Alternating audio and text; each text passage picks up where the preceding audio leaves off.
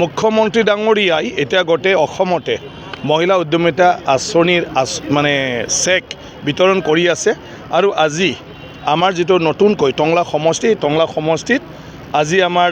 প্ৰায় ২৭,০০০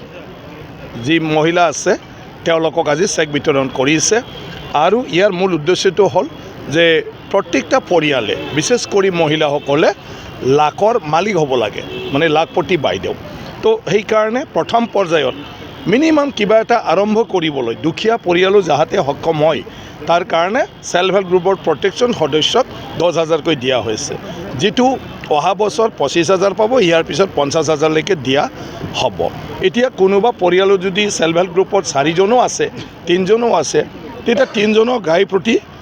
10,000কৈ পাইছে এইটো পৰিয়ালৰ লগত কথা নাই মাকেও পাব সেল্ফ হেল্প গ্ৰুপ যদি আছে ছোৱালীও পাব বোৱাৰীও পাব গতিকে তেনেকুৱা ধৰণৰ আৰু মানে মই আশা কৰিছোঁ নিশ্চয়কৈ মুখ্যমন্ত্ৰী ডাঙৰীয়াৰ যেটো সপোন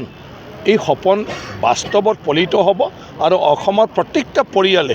মানে সব ক্ষেত্ৰতে আগবাঢ়ি যাব পাৰে গতিকে মুখ্যমন্ত্ৰীৰ চিন্তাটো হ'ল এনেতো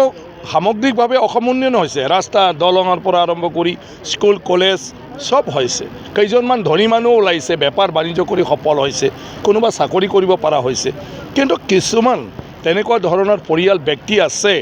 যাক আমি সহায় নকৰিলে নহয় তাৰ কাৰণে মুখ্যমন্ত্ৰী ডাঙৰীয়াই তেনেকুৱা কোনেও যাতে চুকে কোণে থাকি নাযায় য'ত অকণমান হ'লেও